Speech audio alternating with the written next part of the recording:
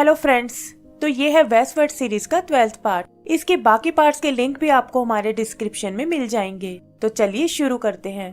तो पिछले पार्ट में हमने देखा कि ज़ैंग और उसके साथी साउथ सी से बच निकले हैं। मंकी किंग की सोल भी अंडरवर्ल्ड में चली गई है और सूत्रा उसी के रूप में उनसे मिलने आई है। तो ये एपिसोड शुरू होता है एक बैटलफील्ड से, जहां हम एक बूढ़े ड्रैगन को देखते हैं और वो ज़ैंग और उसके साथियों को मारने की कोशिश कर रहा है। देखने से लगता है कि वो बहुत पावरफुल है और अपने ज़ॉम्बी जैसे डीमन को उन्हें मारने भेजता है। वो लोग भी उनका जमकर मुकाबला करते हैं और ये देखकर बूढ़ा ड्रैगन खुद उनसे निपटने आता है। सबसे पहले वो बाजी को टारगेट करता है और हम देखते हैं कि बाजी की उसके सामने एक नहीं चलती। वो उसे बहुत हर्ट करता है और फाइनली अपनी फायर पावर यूज करके उसे जान से मार डालता है। अगली बारी सैंडी की है, जो अपने रेत के चक्रव्यूह में उसे फंसाने की कोशिश करता है, लेकिन बूढ़ा ड्रैगन अपनी आइस पावर यूज करके चक्रव्यूह को तोड़ देता है। तब सैंडी अपना सैंड मॉन्स्टर बुलाता है, लेकिन वो भी उसके आगे नहीं टिक पाता और बूढ़ा ड्रैगन सैंडी के मांस के 2 टुकड़े कर देता है। ये देखकर ज़ैंग को बहुत गुस्सा आता है और वो अपने स्पेल से ड्रैगन पर अटैक करने लगता है। बूढ़ा ड्रैगन उस पर स्पाइक से हमला करता है और अपनी आइस पावर से ज़ैंग को भी फ्रीज कर देता है। फिर वो अपनी ड्रैगन फॉर्म में आ जाता है और बाइलैंग वुल्फ और ड्रैगन पावर एक्टिवेट करके उसे रोकने जाता है, लेकिन वो भी उसकी शक्ति का मुकाबला नहीं कर पाता और उजी देखती है कि वो सब मारे गए हैं। उजी को लगता है कि ये सब उसकी वजह से हुआ है और ड्रैगन से पूछती है कि आखिर तुमने इन्हें क्यों मार डाला। बूढ़ा ड्रैगन कहता है कि ये सब इनकी डेस्टिनी है और तुम चाह कर भी इसे नहीं बदल सकती।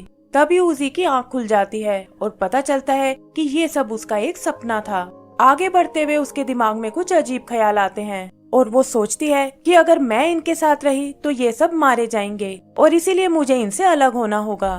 तभी बाइलैंग रुक जाता है और कहता है कि उन्हें शायद थोड़ा आराम करना चाहिए। बाजी भी कहता है कि वो लोग 3 दिन से चल रहे हैं और भूख के कारण उनका बुरा हाल है। ज़ैंग उनकी बात मान जाता है और उजी कहती है कि अब मैं आपको अपनी पावर दिखाती हूँ। वो मैजिक से उनके लिए ढेर सारा खाना बनाती है और ये देखकर सब लोग हैरान हो जाते हैं। बाजी और ज़ैंग को ये थोड़ा अजीब सा लगता है और वो दोनों पहले एक दूसरे से ट्राई करने को कहते हैं। तभी वो देखते हैं कि बाइलैंग ने अपना खाना खत्म कर लिया है और हिम्मत करके वो भी उसे खा लेते हैं।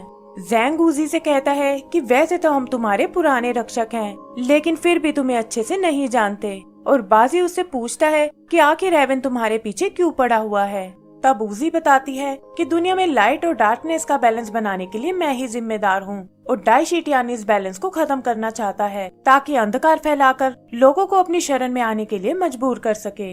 बाजी कहता है कि आपको चिंता करने की कोई जरूरत नहीं है और हम लोग सेफली आपको वापस पैराडाइज ले जाएंगे, लेकिन उजी उन्हें ऐसा करने से मना कर देती है और कहती है कि मैं सूत्रा होने के साथ साथ एक बहादुर ड्रैगन प्रिंसेस भी हूँ और अपना ध्यान खुद रख सकती हूँ। फिर वो उन सब से अलविदा लेती है और ज़ैंग भी कुछ सोचकर उसे जाने देता है। आगे का सीन हेवन पैलेस का है, जहाँ डाइशिटियान सूत्रा ना मिलने से बहुत नाराज है और गुआन से कहता है कि तुम लोगों ने हेवन की इज्जत को मिट्टी में मिला दिया। गुआन भी मंकी किंग के बारे में सुनकर हैरान हो जाता है, क्योंकि उसे लगता था कि वो मारा गया है। डाइशिटियान कहता है कि मैं अपनी हर बात तुम्हें बताना जरूरी नहीं समझता और उसे ज़ैंग और उसके साथियों को मारकर सूत्रा को वापस लाने को कहता है। गुआन को भी लगता है कि डाइशिटियान शायद बदल चुका है और वो सोचता है कि शायद रूलाई सही कह रहा था। तब वो अपने पुराने पल याद करता है कि कैसे वो और रूलाई हमेशा एक दूसरे पर अपनी ताकत आजमाते थे और इसमें एक बार तो डाइशिटियान भी घायल होने वाला था, लेकिन डाइशिटियान को उन दोनों पर बहुत भरोसा था और इसीलिए उसने हेवन की जिम्मेदारी उन्हें दी थी। ये सोचकर गुआन अपना मन बदल लेता है और डाइशिटियान के विश्वास के लिए उसकी बात मानने को तैयार हो जाता है। वो अपने एंजल सोल्जर्स को मॉन्स्टर रोड पर जाने को कहता है ताकि वो डीमंस को भड़काकर ज़ैंग के पीछे लगा सके और उसके मरते ही सूत्रा को वापस हेवन में लाने को कहता है। इधर हम उजी को देखते हैं, जो डरते हुए उस अंधेरे जंगल में आगे बढ़ रही है। यहाँ वो एक पक्षी को भूखा समझकर उसे खाना देने लगती है, लेकिन अचानक उस पक्षी की आंखें बदल जाती हैं। तभी वो देखती है कि पेड़ पर उसके जैसे हजारों पक्षी हैं और वो उनसे बचकर भागने लगती है। पक्षी उस पर अटैक करने लगते हैं, लेकिन तभी उसकी मदद करने बाइलैंग वहाँ आ जाता है, जिसके साथ ज़ैंग, बाजी और सैंडी भी हैं। ज़ैंग उसे समझाता है कि जंगल में उसे किसी और पर विश्वास नहीं करना चाहिए और वो उसकी बेवकूफी पर हंसने लगते हैं। उजी ये देखकर गुस्सा हो जाती है और बताती है कि ये सब मैंने तुम्हारी जान बचाने के लिए किया है। फिर वो उन्हें अपने सपने के बारे में बताती है और जैंग कहता है कि तुम सच में ही बहुत मासूम हो। वो कहता है कि ये रास्ता हमने खुद चुना है और तुम्हें ऐसे सपनों को सीरियसली नहीं लेना चाहिए। वो उजी को थोड़ा स्ट्रॉन्ग बनने को कहता है और बताता है कि उसे अपनी टीम पर पूरा भरोसा है। फिर वो उजी की ओर हाथ बढ़ाता है, लेकिन जैसे ही वो आगे आती है जैंग अपना हाथ पीछे खींच लेता है और कहता है कि ये बातों का नहीं बल्कि आगे बढ़ने का वक्त है। उजी ये देखकर चिढ़ जाती है और कहती है कि वो एक स्ट्रॉन्ग प्रिंसेस है और अब उन्हें वही लीड करेगी।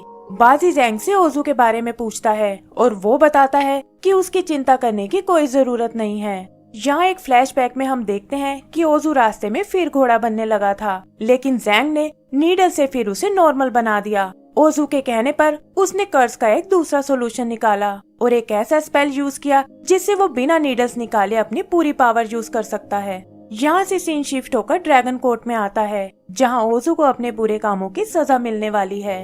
यही हम उसके पिता गुआंग को भी देखते हैं, जो इस सी का ड्रैगन किंग है और वो ओजू के पकड़े जाने से बहुत खुश है। यही हम ओजू के भाई जियाओ को देखते हैं, जो उसे यहाँ इसलिए लाया था ताकि ये लोग उसे सुधरने का मौका दे सके, लेकिन साउथ सी के ड्रैगन उसे मौत की सजा देना चाहते हैं। जज उसके केस को आगे बढ़ाने को कहता है और जियाओ प्रे करता है कि काश उसका भाई जिंदा बच जाए। किंग ली उस पर इल्जाम लगाता है कि उसने दुश्मनों के साथ मिलकर अपने ही लोगों का विश्वास तोड़ा है और इसके लिए उसे मौत की सजा होनी चाहिए। बाकी ड्रैगन्स भी उसका सपोर्ट करते हैं और तब ओजू उनको ली के प्लान के बारे में बताता है कि वो देवताओं के साथ मिलकर ड्रैगन क्लैन पर कब्जा करना चाहता है।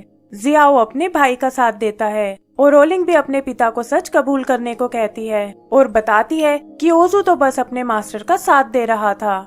ली कहता है कि तुम दोनों इस कातिल को नहीं बचा सकते और अगर आज ये बच गया तो ड्रैगन क्लैन बर्बाद हो जाएगा। जज भी ओजू को अपराधी बताता है और उससे अपनी सफाई देने को कहता है। ओजू अपने डैड से रिक्वेस्ट करता है कि उन्हें उसका साथ देना चाहिए और कहता है कि ये सब उसे खुद यीलोंग ने बताया था। यीलोंग ये मानने से मना कर देता है और ओजू के पिता भी उसे ही झूठा समझते हैं। वो कहते हैं कि एक बार तुमने शाओ को भी ऐसे ही घायल किया था और अब भी तुम यहाँ प्रॉब्लम क्रिएट करने आए हो। ओजू उन्हें समझाने की कोशिश करता है, लेकिन उसके डैड कहते हैं कि यहाँ उसका यकीन कोई नहीं करेगा।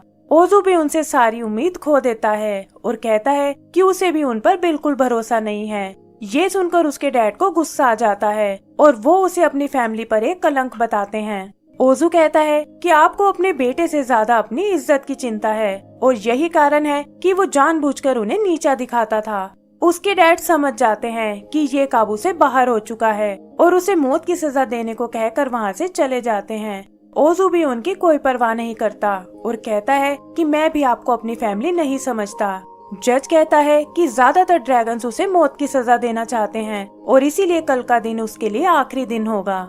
ये सुनकर सब ड्रैगन्स खुश हो जाते हैं और इसी के साथ हमारा ये पार्ट भी खत्म हो जाता है। तो दोस्तों, इसका अगला पार्ट देखने के लिए प्लीज हमारे चैनल को सब्सक्राइब करें और बेल आइकन दबाना ना भूलें। Thank you.